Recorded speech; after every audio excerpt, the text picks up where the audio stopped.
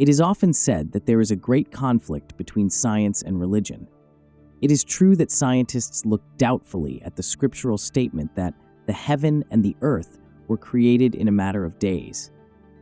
From their practical studies of the earth and the heavens, they have proved that creation came into being through a slow evolutionary process, and that the progression of Earth alone, from gases to matter, plants, animal life, and man, required millions of years. So there is a great deal of difference between the findings of the scientists and a literal interpretation of the scriptural texts. One of the virtues of the true scientist is that he is open-minded. Working from a little data, he experiments until he uncovers verifiable principles of nature and how they work. Then he gives to the world the result of his investigations. And he is willing to consider and to research further any new evidence that comes to light. It is the efforts of such scientists that have resulted in the discovery of all the natural laws that have been harnessed for the benefit of the world today. Gradually, we are learning to use these laws in an ever-widening range of practical ways, as for example, in the numerous conveniences in our homes. Scientists are often branded as materially minded because of their questioning of unproved religious beliefs, but God does not condemn them for that. His universal laws operate with impartial justice, regardless of man's beliefs. In this sense, God is not a respecter of persons, but a respecter of law.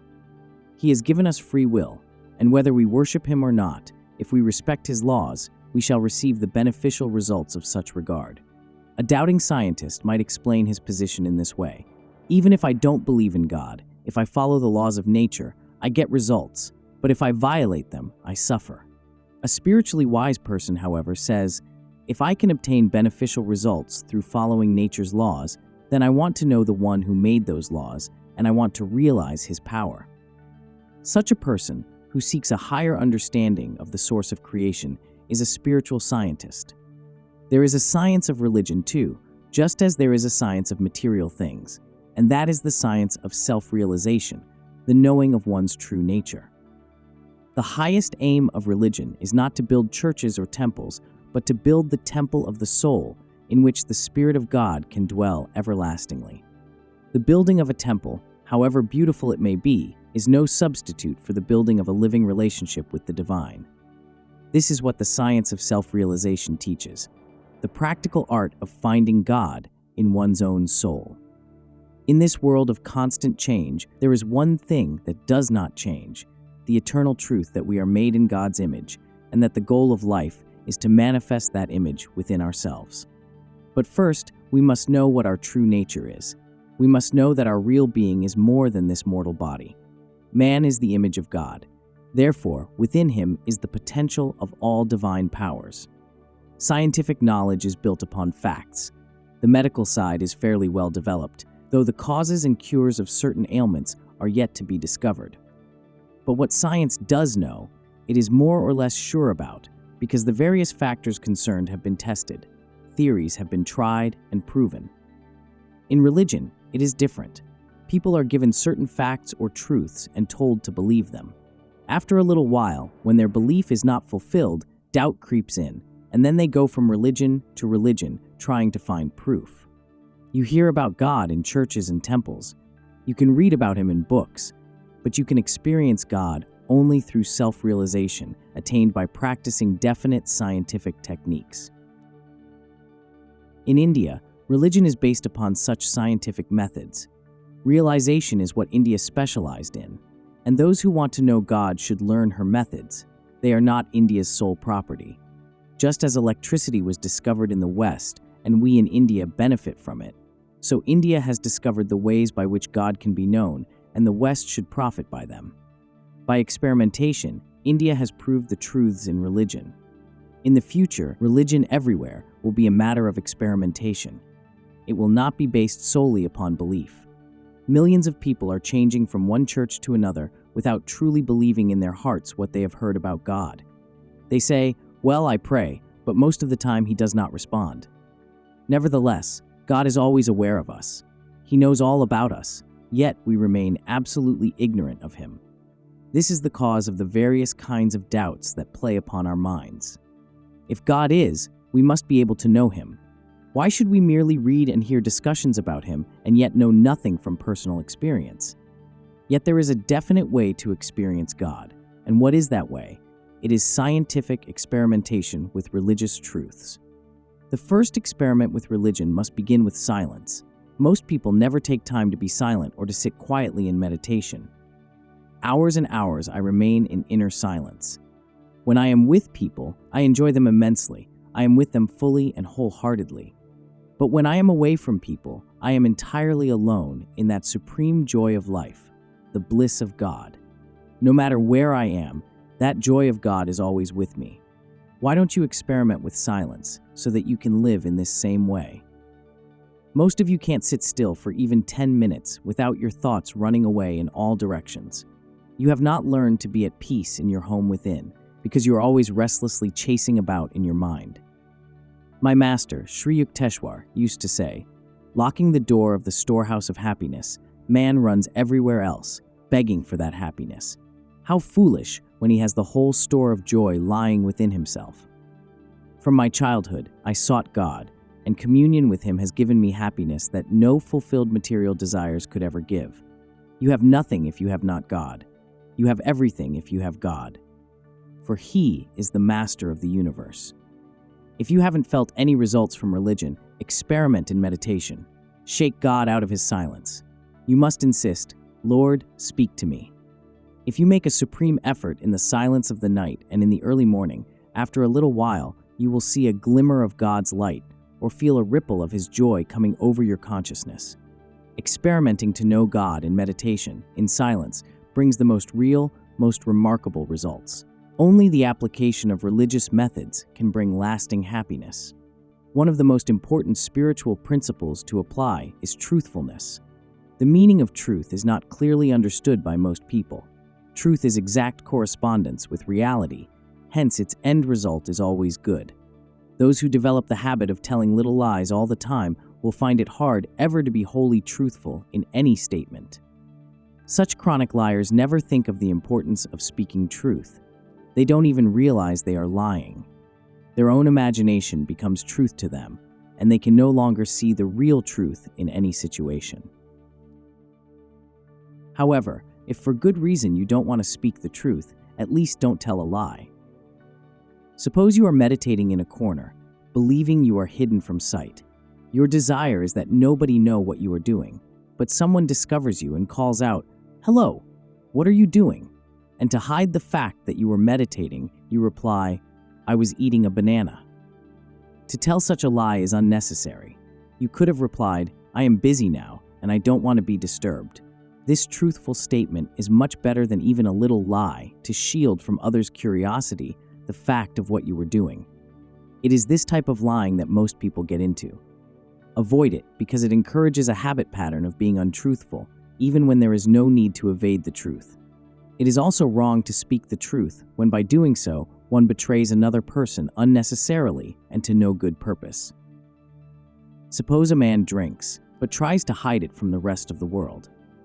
You know about his weakness, and so in the name of truthfulness, you announce to your friends, "You know that so-and-so drinks, don't you?"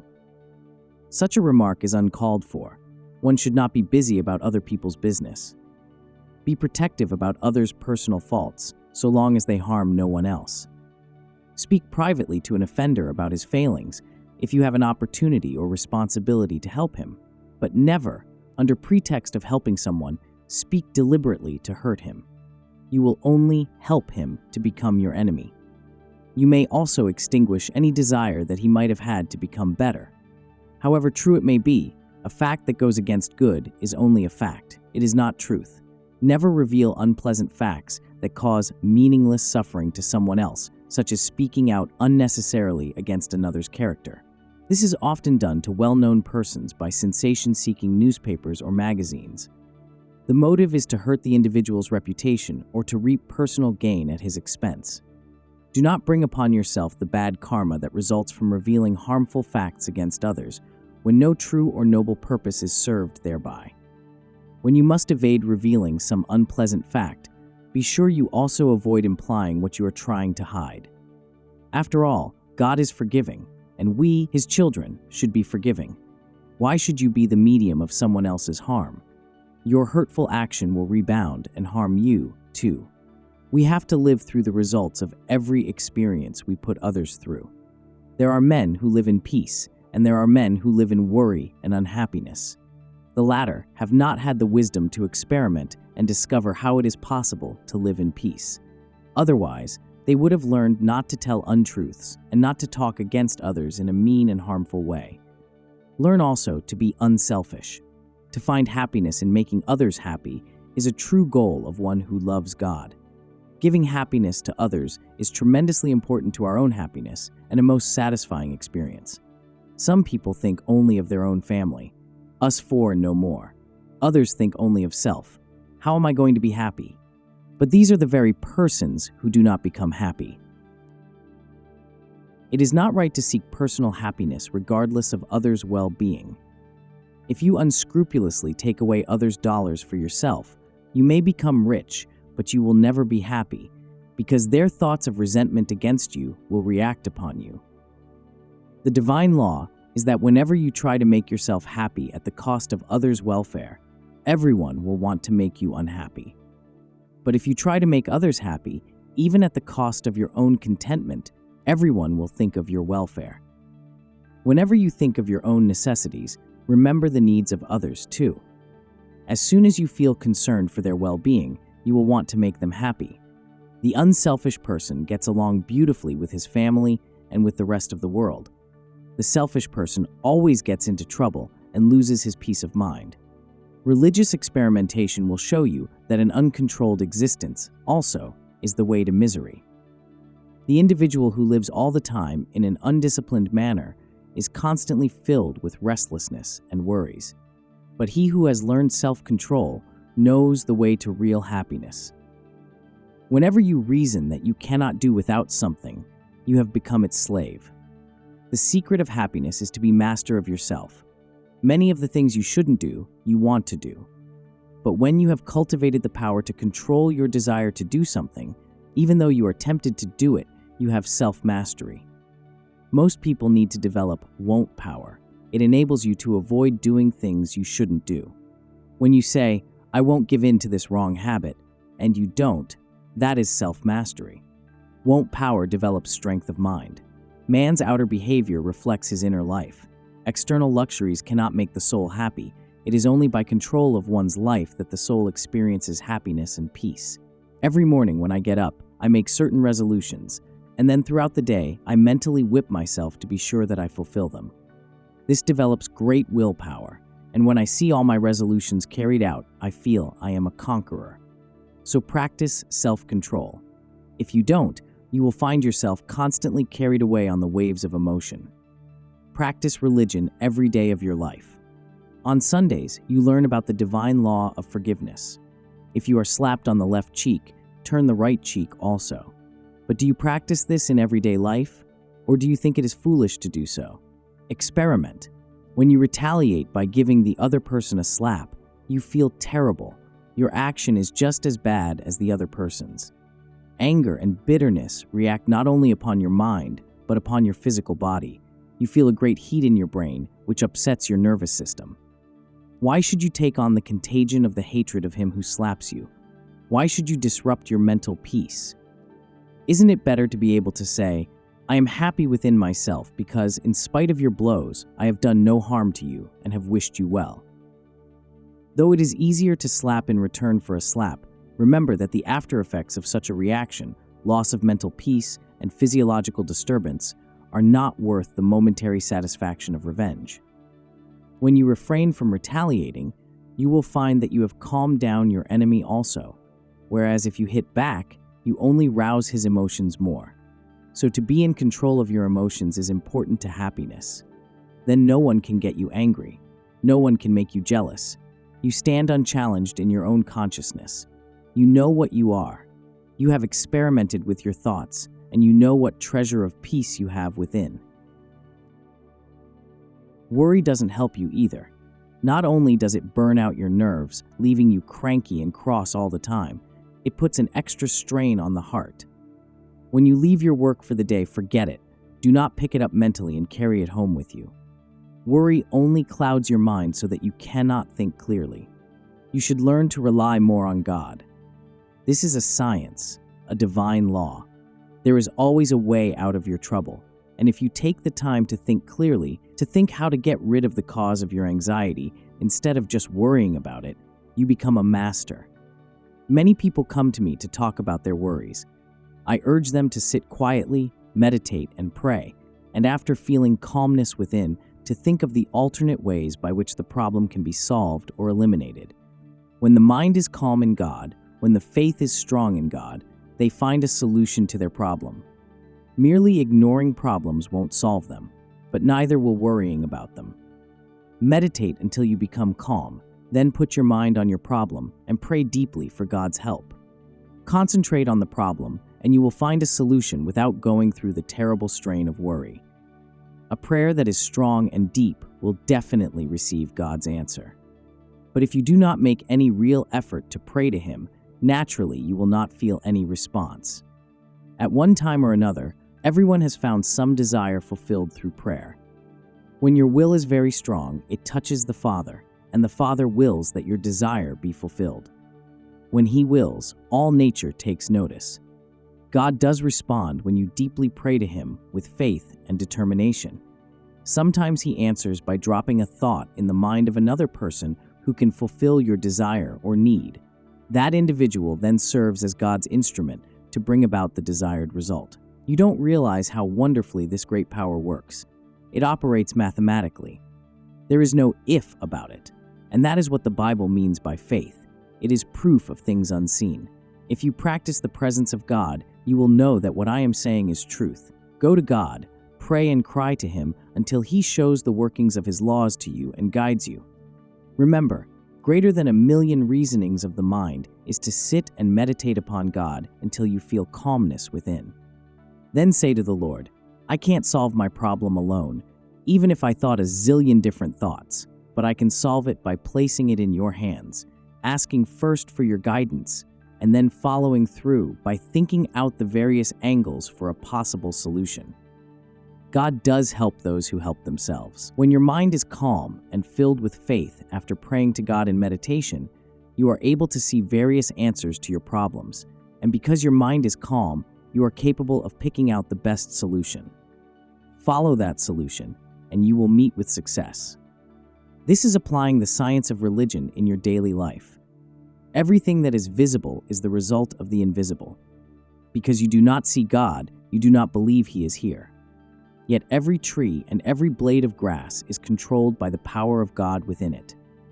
That power is not visible externally. What you see are merely the results coming from the power in the seeds planted in the earth, which emerge as the tree and the blades of grass. You do not see what is going on within, in the factory of the infinite. Every object in this universe, and every potential therein, has been produced first in the factory of the mind of God, and God sublets that power to the factory of the mind of man.